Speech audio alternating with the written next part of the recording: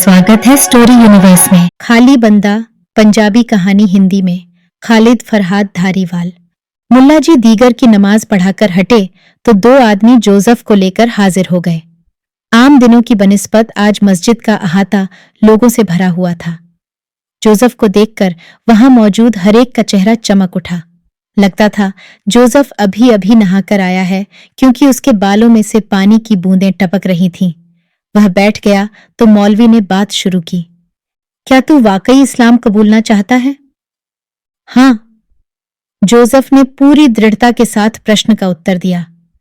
तूने अच्छी तरह सोच विचार लिया है ना? तेरे इस जज्बे के पीछे कोई वक्ती इच्छा तो नहीं? कहीं तू किसी के खौफ में आकर तो ऐसा नहीं कर रहा? कोई लोभ लालच तो तुझे प्रेरित नहीं कर रहा? मौलवी के हर सवाल का जवाब जोसेफ पूरी दृढ़ता के साथ देता तो वहां मौजूद लोगों के चेहरे तमतमा उठते। मजहब बदलने के बाद तुझे मुश्किलें भी पेश आ सकती हैं, सह लेगा? हाँ। और तेरी बीवी बच्चे? तकबीर के नारे ने मस्जिद में गूंज पैदा कर दी थी, तब बीवी बच्चों के बारे में पूछा। सवाल नारे की गूंज में अनसुना रह गया था। साथ ही उसकी बीवी बच्चों को संग लेकर अपने मायके गांव गई हुई थी। गांव के एक तरफ ईसाइयों के थोड़े से घर थे। ईसाइयों के इस मोहल्ले को ठट्ठी कहते थे और पूरी ठट्ठी में एक जोसेफ ही काम का बंदा था। उसके साथ वालों को काम कम ही मिलता था।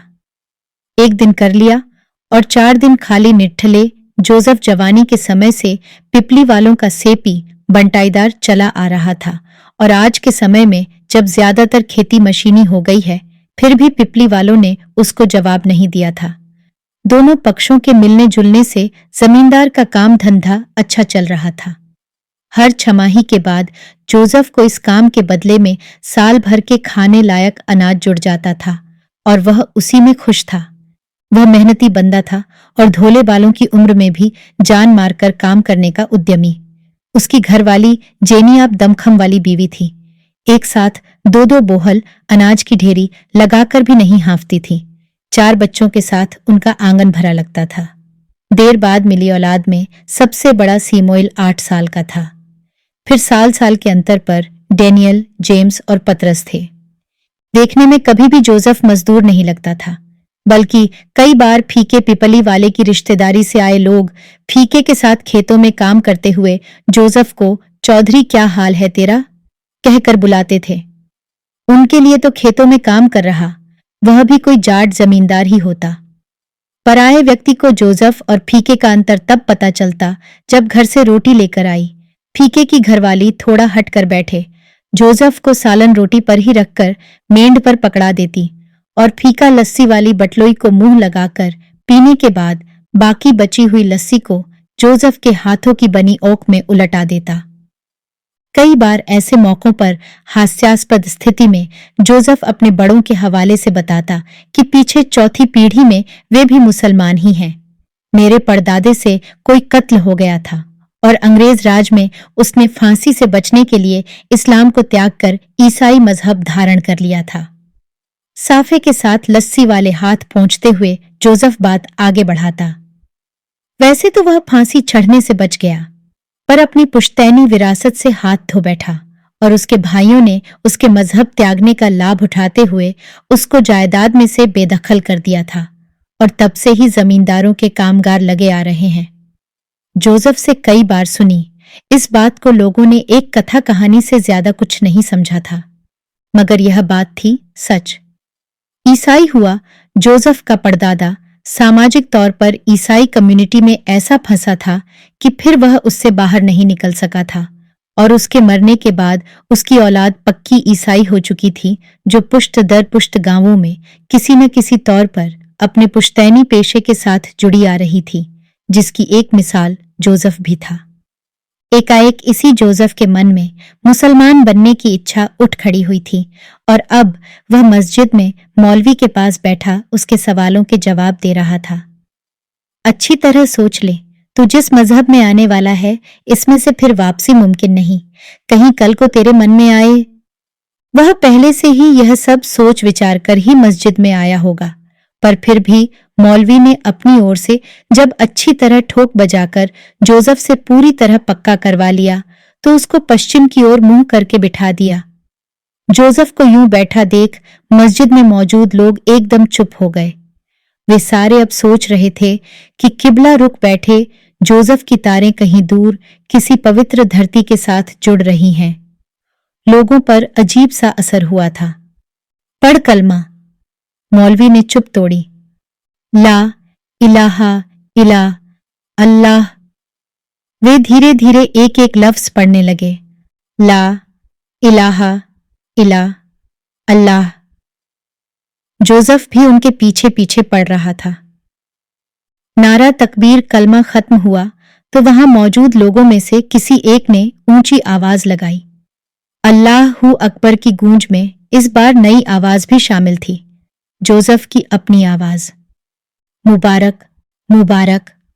लोग उसकी तरफ बढ़े पर मौलवी ने उठ खड़े लोगों को हाथ के इशारे से बिठा दिया क्योंकि अभी ईमान की सिफतें बाकी थीं।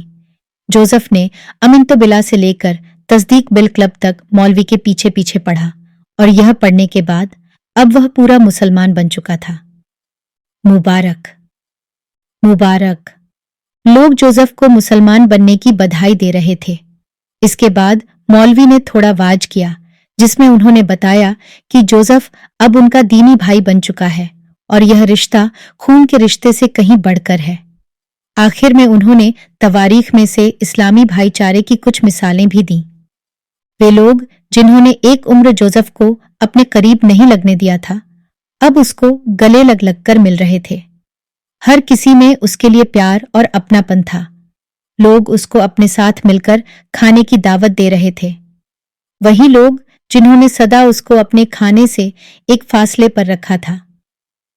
जोसेफ के लिए यह सब कुछ नया था और हैरानी भरा था। जोसेफ द्वारा अपना पिछला नाम अपने साथ जोड़े रखना ठीक नहीं था, इसीलिए उसका नाम बदल देना जरूरी समझा गया। मस्जिद से बाहर निकला तो वह यूसुफ था। जोसेफ अंदर ही कहीं मस्जिद में तकबीर के नारों में दब गया था। अब कई लाख पैगंबर उसके अपने थे और लाख से अधिक अपने नबी के अहसाब हजरत मोहम्मद के साथी और अनेक वली भी उसके अपने थे और दुनिया भर में इधर उधर बिखरे लोग अब उसके अंग संग थे। कैसे और क्यों, इस बारे में अभी उसको कोई ज्यादा पता न था। हजरत अली अब अपने थे, अबू हनीफा उसके इमाम थे और बगदाद वाले पीर भी अब बेगाने नहीं रहे थे। इसी तरह के अजीब अजीब एहसास उसके मन में पैदा होते रहते। चारों दिशाओं में उसकी सांझ हो गई थी। एक नया रिश्ता बन गया था। ऐसा सोचना उसको अच्छा लगता, उसको आनंद आता था, पर सोचते हुए सोच की सुई जब किसी क्यों या कैसे पर अटक जाती तो वह सोचना छोड़ देता। मौलवी ने जोसेफ से कहा था कि अब वह एक अजीम इस्लामी विरसे का मालिक है। इस धरती का होने के बावजूद उसकी जड़ें एक पवित्र धरती में हैं। जोसेफ जब सोचता कि यहाँ की मिट्टी का पराई मिट्टी के साथ क्या रिश्ता हो सकता है, इसके मन की तारें दूर दराज कैसे जुड़ सकती हैं, तो उसकी सोच की सुई इलाकाओं के फासले पर अटक जाती और वह सोचना छोड़ देता। ऐसा सोचते हुए उसे अपने ईमान का रुख डोलता महसूस होता, जिसकी जड़ें अभी पाताल में नहीं गड़ी थीं। लोगों का व्यवहार उसके लिए हैरानी भरा था। लोग उसको राह जाते को आवाज लगाकर पास बिठा लेते और अपने हुक्के की नड़ी उसकी ओर घुमाते हुए उसे हुक्का पेश कर देते। कई बंदे उसके हाथों उसका अपना हुक्का पकड़कर भी कश लगा लेते। यह सब कुछ इसलिए नया था और हैरानी भरा भी। यह सब कुछ पहले क्यों नहीं था? वह सोचता और कलमा पढ़ने के बावजूद इस व्यवहार की बुनियाद भूल जाता। अपने और लोगों के बीच मिटते फासले को देखकर कई जगहों पर जोसेफ ने झिझक भी महसूस की थी। यह व्यवहार पहले क्यों नहीं था? वह कम पढ़ा लिखा बंदा सोचता, मेरा कुछ भी तो नहीं बदला, ऊपर से तो कुछ भी दिखाई नहीं देता किसी का। बंदा तो बस बंदा ही होता है। पर कुछ बंदे ईसाई होते हैं, कुछ हिंदू, मुसलमान, सिख और यहूदी। जोसेफ बंदे के इस बंटवारे को भूल जाता और लोगों के मिलने बरतने और व्यवहार बर्ताव की वजह जानने का यत्न करता। वह कहीं न कहीं सोच की सुई पर अटक कर बैठ जाता। और यदि कभी इस व्यवहार के पीछे छिपी खुदगर्जी को वह जान जाता तो यह ज्ञान जोसेफ के लिए कितना दुखदाई होता। ठट्ठी से बाहर एक टोला जितना उसके करीब होता गया था, ठट्ठी में दूसरा टोला उतना ही उससे दूर। ठट्ठी वालों ने अपने लोगों पर जोसेफ से बोलने की रोक लगा दी थी। उसने उनका धर्म जो त्याग दिया था, इस वजह से लोगों को उस पर गुस्सा था। यहाँ लोग उससे नाराज थे। ठट्ठी वालों का दूसरे मुसलमानों के साथ बोल बुलारा तो था, पर जोसेफ के साथ बिल्कुल नहीं, और इन्हें खुद दूसरे मुसलमानों के साथ बोलता देखकर जोसेफ को इस दोगलेपन पर दुख होता। जोसेफ अब कभी कभार ही ठट्ठी में घुसता। ज्यादातर वह पिपली वालों की हवेली में ही पड़ा रहता। और फिर कौन सा घरवाली यहां थी। एक दिन उसकी घरवाली बच्चों को लेकर मायके से लौट आई। मजहब त्यागने की बात उसे वहीं मायके में पता चल गई थी। ये खबर सुनकर उसके भाई को बड़ा गुस्सा चढ़ा था। एक बार तो वह चला भी था जोसेफ को सबक सिखाने, पर वह सूझ वाला सयाना लड़का था। बड़ों ने समझा बुझा लिया। बोले, तू पहला बंदा नहीं जिसे इस बात पर गुस्सा आया है। खुदाबंद यसू को सलीब देने वाले यहूदियों का आज नामो निशान खत्म हो गया होता। तेरे से कहीं ज्यादा गुस्से वाले हो गुजरे हैं, पर नहीं, बंदे मारने से कभी धर्म खत्म नहीं हुए। और यह आखिरी बात उसको छू गई। वह इतिहास से वाकिफ था और जानता था कि हिंद में से बुद्ध मत का नाम खत्म करने के यत्न ही जगत में इसका और ज्यादा प्रसार करने का कारण बने थे। जेनी को चलते समय उसके माँ बाप ने कहा था, तू घरवाली है उसकी, जोसेफ को समझाना, शायद लौट आए, नहीं तो जोसेफ को लेकर जो फैसला वहां की चर्च करे उस पर अमल करना होगा। खबरदार, जोसेफ की बातों में न आ जाना कहीं। वह तो बेगाना था, तू तो खून है हमारा। हम तेरे बदलने की आस नहीं कर सकते। जा बेटी, खुदाबंद तेरा निगाहबान है। और जोसेफ को समझाने की कोशिश में उलटा वह उसको समझाने लग पड़ा था।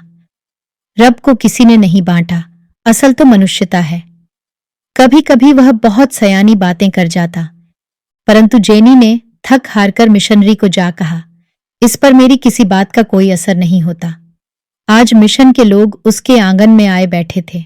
जेनी और चारों बच्चे भी मौजूद थे। यह चौपाल बैठी देखकर 2-4 मुसलमान जोसेफ के साथ भी आ मिले। मिशनरी ने साफ कह दिया था कि जेनी पर अब जोसेफ का कोई हक नहीं और आज से दोनों पक्की तरह अलग हैं। जोसेफ की तरफ चले गए जरा सयाने सीमोएल और डेनियल को मुसलमान मान लिया गया, जबकि जेनी के पास बैठे रहे गए 2 छोटे बच्चों को ईसाई मान लिया गया।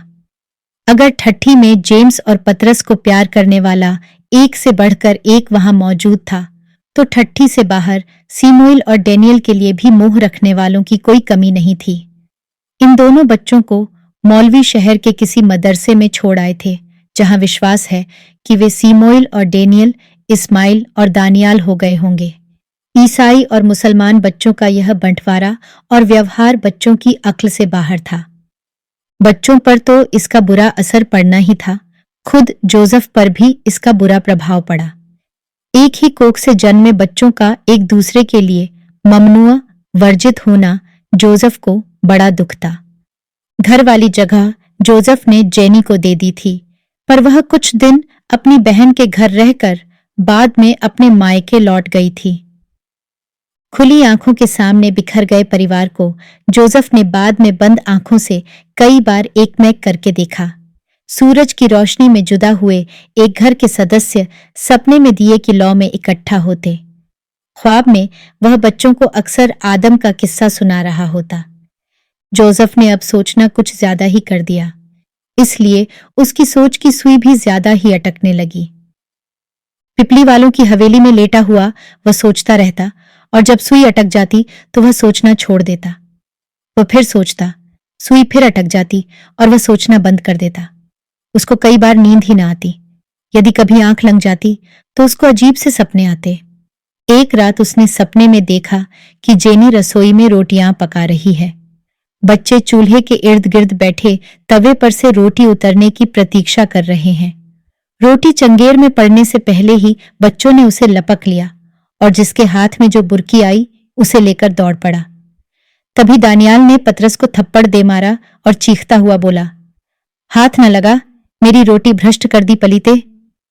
जोसेफ की आंख खुल गई थी। वह हला लल्लुहिया कहता हड़बड़ाकर उठ बैठा था। बेसुधी में अपने पिछले खुदा का नाम जपते हुए को कुछ याद आया तो वह तुरंत सिर झटकता हुआ लाहौल पड़ने लग पड़ा था। एक अन्य रात उसने सपने में अपने आप को कई घेरों में घिरा हुआ देखा था।